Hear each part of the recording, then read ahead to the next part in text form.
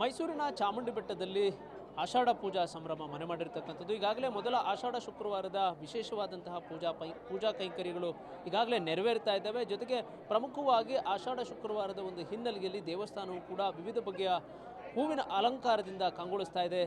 ಸಾವಿರಾರು ಸಂಖ್ಯೆಯಲ್ಲಿ ಭಕ್ತಾದಿಗಳು ದೇವಿಯ ದರ್ಶನವನ್ನು ಕೂಡ ಪಡೆದುಕೊಳ್ತಾ ಇದ್ದಾರೆ. ಈಗ ನಾವು ದೇವಸ್ಥಾನದ ಒಳ ಆವರಣದಲ್ಲಿದ್ದೇವೆ. ಈ ಒಂದು ಒಳ ಆವರಣದಲ್ಲಿ ಪ್ರತಿ ಬಾರಿಯಂತೆ ಆಷಾಢ ಮಾಸ ಏನಿರುತ್ತೆ, ಈ ಒಂದು ಮಾಸದಲ್ಲಿ ಶುಕ್ರವಾರದಂದು ಪೂಜಾ ಕೈಂಕರ್ಯಗಳು ನೆರವೇರ್ತವೆ. ಈ ಒಂದು ಹಿನ್ನೆಲೆಯಲ್ಲಿ ಈಗಾಗಲೇ ವಿವಿಧ ಬಗೆಯ ಹೂವಿನ ಅಲಂಕಾರಗಳಲ್ಲಿ ದೇವಸ್ಥಾನವನ್ನು ಸಿಂಗರಿಸಲಾಗಿದೆ. ಈಗ ನಾವು ದೃಶ್ಯದಲ್ಲೂ ಕೂಡ ಕಾಣಬಹುದು.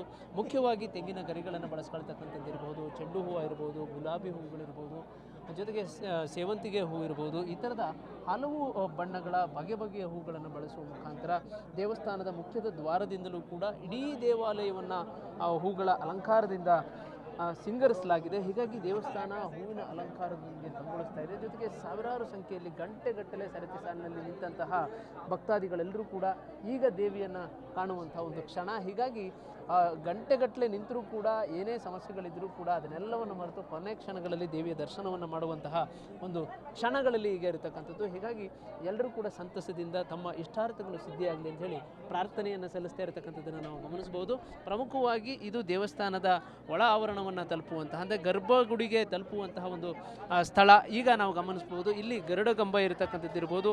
ಇಲ್ಲಿ ಚಾಮುಂಡೇಶ್ವರಿಯ ಒಂದು ಪಾದುಕೆ ಇರುತ್ತೆ. ಈ ಒಂದು ಪಾದುಕೆಗೆ ನಮಸ್ಕರಿಸುವಂತಹ ಒಂದು ಕೆಲಸವನ್ನು ಕೂಡ ಮಾಡಲಾಗುತ್ತೆ. ಈ ಒಂದು ಪಾದುಕೆಯ ನಮಸ್ಕರಿಸಿದ ನಂತರವೇ ಒಳಭಾಗದಲ್ಲಿ ದೇವಿಯ ದರ್ಶನವನ್ನು ಭಕ್ತಾದಿಗಳು ಮಾಡ್ತಾರೆ. ತದನಂತರ ಒಳಭಾಗದ ದರ್ಶನ ಮುಗಿದ ನಂತರ ತಕ್ಷಣವಾಗಿ ಅವರು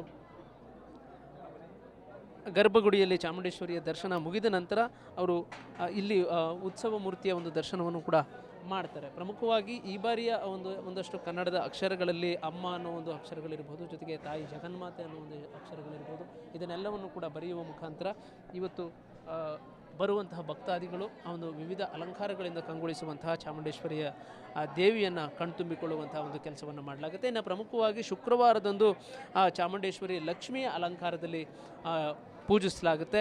ಜೊತೆಗೆ ಬೆಳಿಗ್ಗೆ 5 ಗಂಟೆಯಿಂದಲೂ ಕೂಡ ಚಾಮುಂಡೇಶ್ವರಿಗೆ ವಿವಿಧ ಅಲಂಕಾರಗಳನ್ನು ಮಾಡೋದ್ರ ಜೊತೆಗೆ ವಿವಿಧ ಅಭಿಷೇಕಗಳ ಮೂಲಕ ಪೂಜೆಯನ್ನು ನೆರವೇರಿಸಲಾಗುತ್ತೆ. ಜೊತೆಗೆ ಉತ್ಸವ ಮೂರ್ತಿಯ ಒಂದು ಮೆರವಣಿಗೆ ಕೂಡ ದೇವಸ್ಥಾನದ ಒಳ ಆವರಣದಲ್ಲಿ ಇರುತ್ತೆ. ಹೀಗಾಗಿ ಗಂಟೆಗಟ್ಟಲೆ ಅಂದರೆ ರಾತ್ರಿ 1 ಗಂಟೆಯಿಂದಲೇ ಬರುವಂತಹ ಭಕ್ತಾದಿಗಳೆಲ್ಲರೂ ಕೂಡ ಚಾಮುಂಡೇಶ್ವರಿಯ ದರ್ಶನವನ್ನು ಪಡೆದುಕೊಳ್ತಾರೆ. ಇದು ಪ್ರಮುಖವಾಗಿ ಮೊದಲ ಶುಕ್ರವಾರದ ಪೂಜಾ ಕೈಂಕರ್ಯಗಳು, ಜೊತೆಗೆ ಮೊದಲ ಶುಕ್ರವಾರದಂದು ಕಂಗೊಳಿಸ್ತಾ ಇರುವಂತಹ ದೇವಸ್ಥಾನದ ಒಳ ಆವರಣ. ಕ್ಯಾಮ್ರಾ ಪರ್ಸನ್ ಜೀವನ್ ಜೊತೆ ಪುನೀತ್, TV5.